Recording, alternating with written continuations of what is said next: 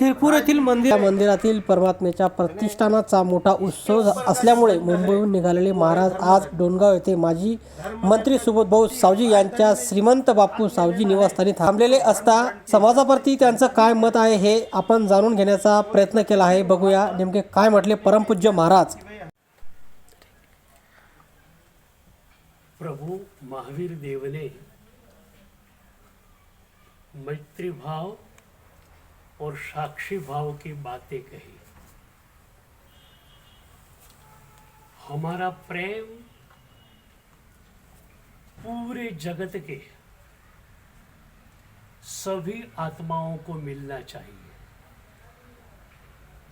और हमारा जीवन साक्षी भाव से हरा भरा होना चाहिए। एक घटना मुझे याद आती है। लोकमान्य तिलक जी के जीवन की घटना है। तिलक जी हमारे स्वातंत्र सेनानी तो थे ही, लेकिन बड़े ही धर्म विशेषज्ञ थे। भगवत गीता पर आपने जो लिखा है वो बेमिसाल है। तिलक जी के समय में कांग्रेस दो भागों में विभाजित थी, तो विरोधी पार्टी वाले तिलक जी पर आक्षेप लगाते रहते थे। उस समय के न्यूज़पेपर तिलक जी पर की गालियां से भरे हुए रहते थे।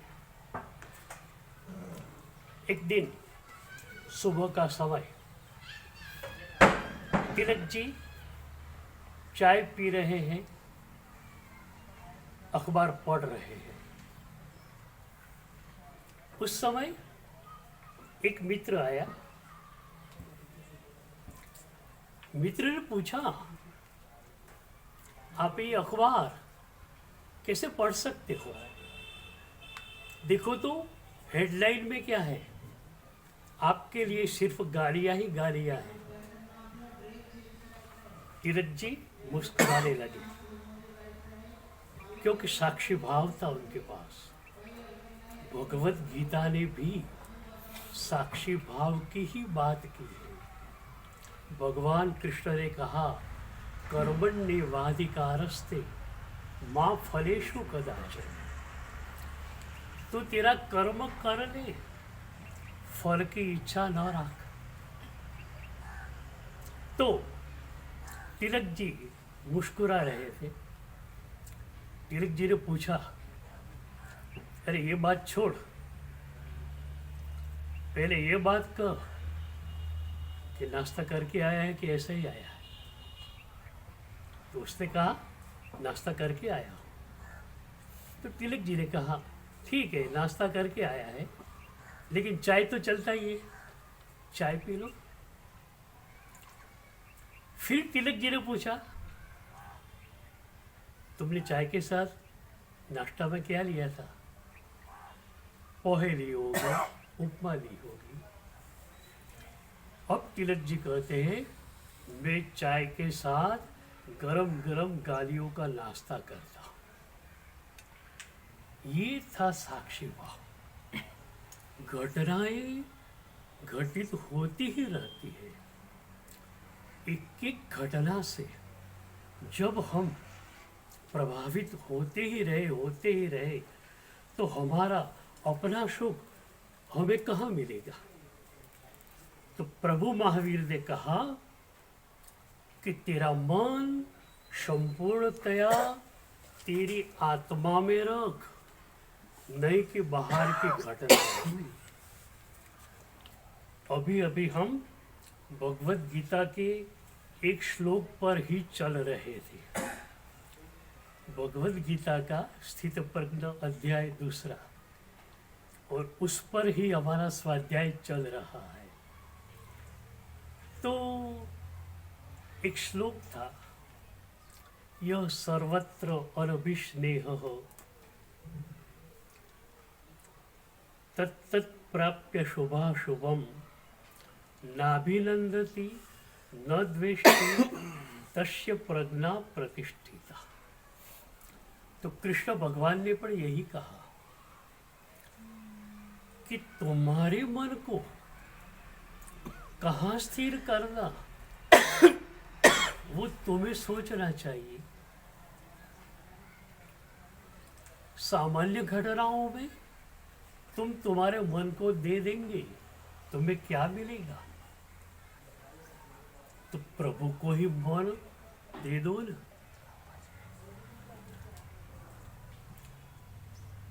12वें अध्याय में कृष्ण भगवान ने कहा अर्जुन से, मय्येव मनो आधत्स्व मयि बुद्धिम निवेशय निवसिष्यसि मय्येव अत ऊर्ध्वं न संशय। अर्जुन, तेरा मन मुझे दे दे। अब अर्जुन पूछता है, वो भी बड़ा चालाक आदमी है, मैं मेरा मन आपको दे भी दूं, मुझे क्या मिलेगा?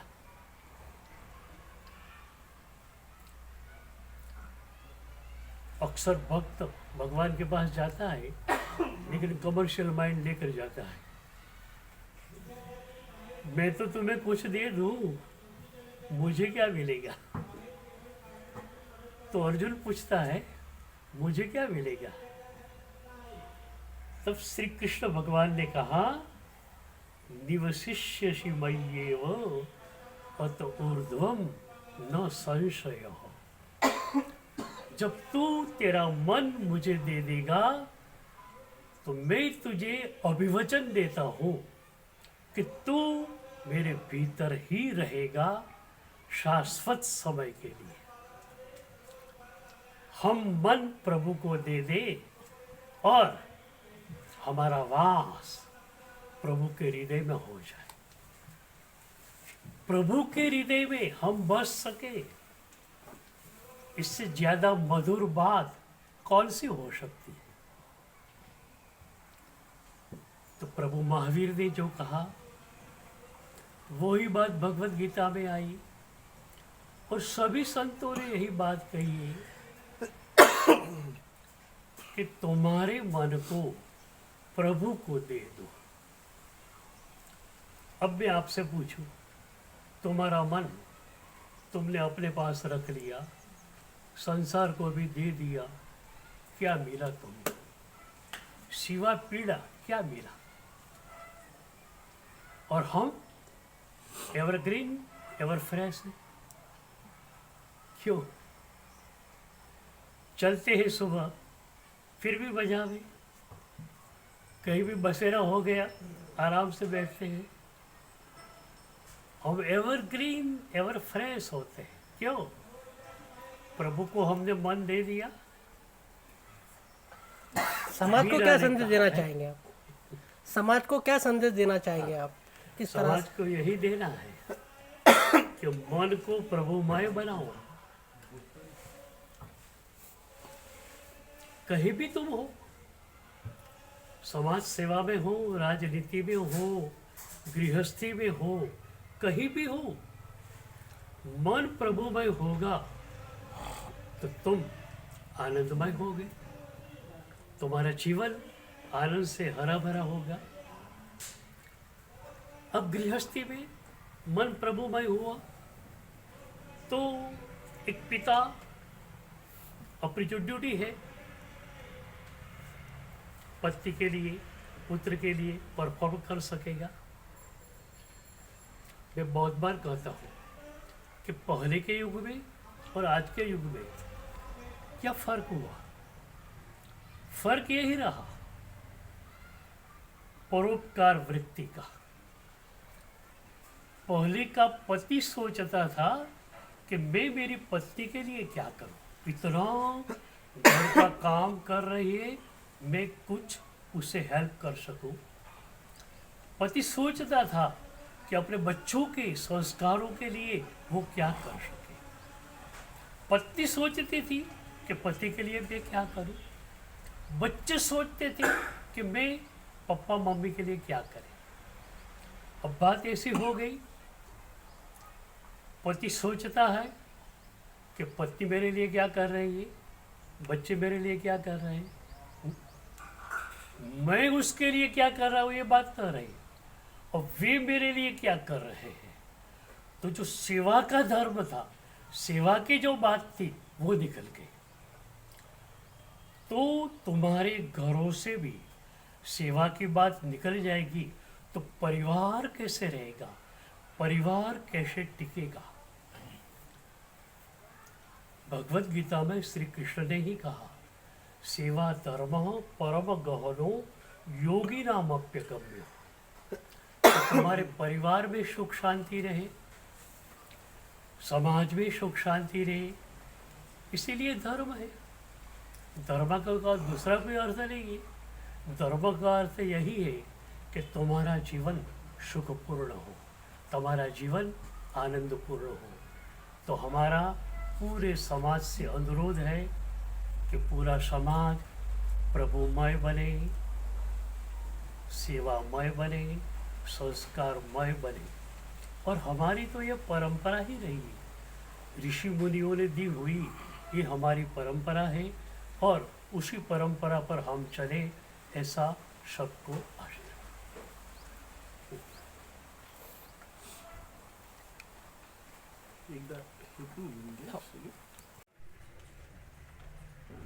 यावेळेस राष्ट्रवादी काँग्रेसचे शैलेश सावजी यांनी परमपूज्य महाराजांना माजी मंत्री सुबोधभाऊ सावजी यांच्या जीवनावर प्रकाश टाकणारे पुस्तक सुद्धा भेट दिले आहे। कि आपको मेरे तरफ से क्या मदद चाहिए। ये बोले मेरे को 300 पुलिस चाहिए मेरे उपोषण के आजू बाजू। अभी आप कहाँ से आए हो, कहाँ जा रहे हो, अगला नियोजन क्या है, प्रोग्राम क्या है, किस तरह से आप समाज में प्रबोधन करते हो? हम लोग बम्बई से आ रहे हैं और यहाँ पर परमात्मा की प्रतिष्ठा का एक बड़ा उत्सव सिरपुर अंतरिक्ष पार्श्वनाथ के, जो हमारे एक प्राचीन धरोहर के साथ एक रस है, ऐसा एक जो तीर्थ स्थान वो नया बना है। तो उनकी प्रतिष्ठा के लिए हमारे गुरुदेव परम पूज्य भक्ति योगाचार्य यशु विजय सुरेश्वर जी महाराज साहब की निसरा में हम 95 पूरे साधु संत उनकी निसरा में वहाँ जा रहे हैं। और ये कार्य संपन्न होने के बाद हम पुणे और बम्बई होकर अगला चातुर्मास के लिए हम सूरत जाएंगे।